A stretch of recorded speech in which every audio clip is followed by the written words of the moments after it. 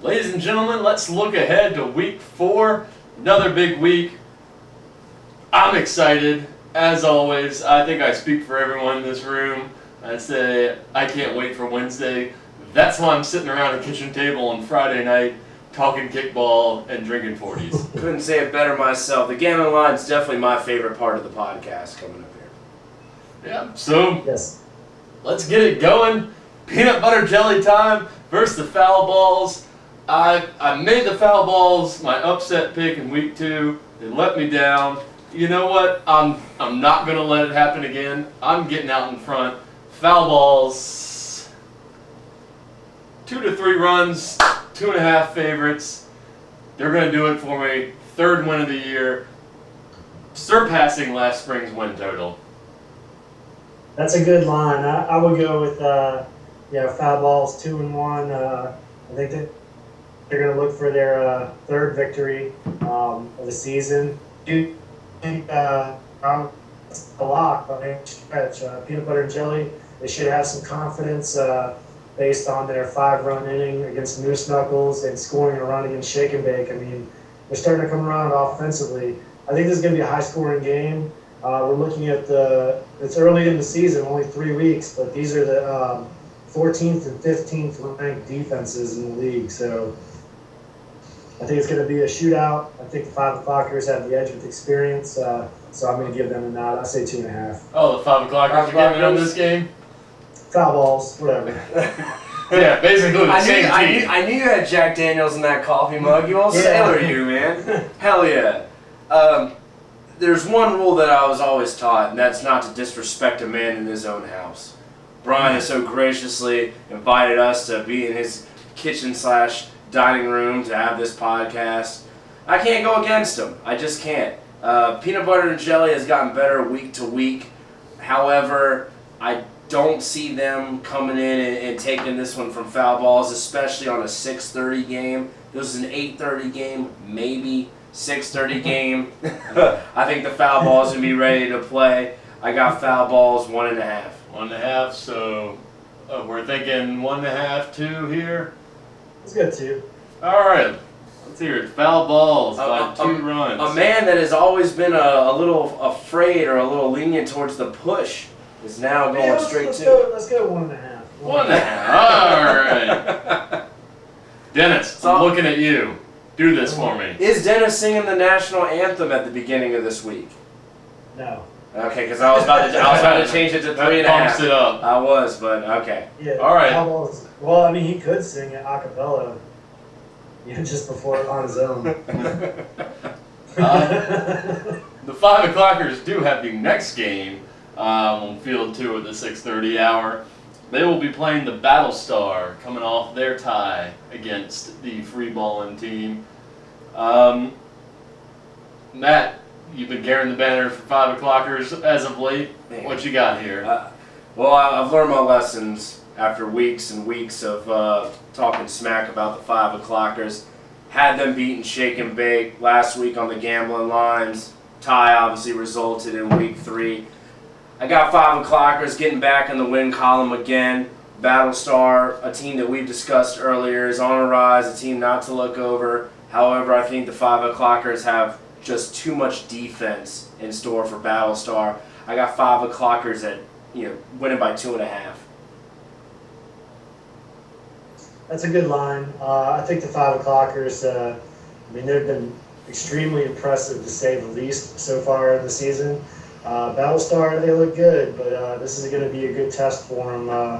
Kind of a good measuring stick to see just how far they've come this young season. But I'd say 2.5, 5 o'clockers. I see the 5 o'clockers by a little more. I lean 3.5 or so, but I'll run with you boys. 2.5. You both know that team better than I do, so we'll say 5 o'clockers by 2.5 over the Battle Star. Let's go a little over-under on that game. How many arguments are made during officiating calls in the 5 o'clockers Battle Star game? Over-under 4. Four major arguments on a call. That's low, my man. over the number of complaints that I get later on at Lucky's. Let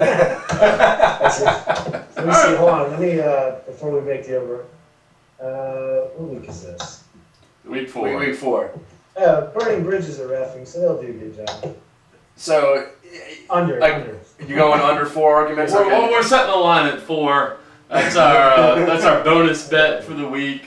It's like the Mega Ball and the Mega Millions. Yeah, you get a slightly less shitty beer if you also pick this line, or this over/under rather. 4. Yeah, and if you don't get any of the gambling lines right, but you get the over/under, I'll buy you like a WAKA bomb. Yeah, there you go. Yeah. All right, then finishing out the 6:30 hour, the Rumspringa sees the Chubby Gangsters.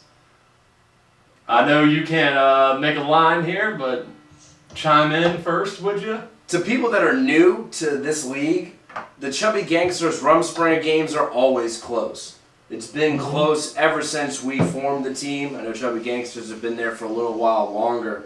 Usually in a one-run situation, maybe a tie has been produced maybe once. But these are 2 teams, it's going to be defense. It's all defense. One miscue will lead to a possible game-changing situation. Jeff Morehart, he's been kicking home runs in the winter. He's been kicking home runs in the spring. I don't walk nobody for no reason. I will pitch to him, so you can count on that. But just look for a really close game, 3-2, 2-1. You got the week 4 up there. Who's reffing this game? Who's reffing is... Although we know refereeing is... Chicken Tetrazzini. Okay, so we got Chicken Tetrazzini, CG, and Rumspringa all in one field, all kind of a little collaboration there. So it's not going to get too heated on the refs, I don't believe, but it's going to be a defensive struggle. I'm really looking forward to playing the Chubby Gangsters, as I always do. The Chubby Gangsters, like you said, this is a good, long developing rivalry. The Gangbangers lead the series 3-1-1. The last games have been extremely close. 2-1, 1-0, 2-1, and then 2-2 last season. So I think I don't make this stuff up. Good. Nah, hey, you speak the truth. I'm gonna go ahead and go and say the Gangsters have looked very good. I'm gonna favor them by half a run. Hit me in the heart. I think that's a little retaliation from last week when I was picking the 5 o'clockers. Matt, we've become friends. We've come so far. And I think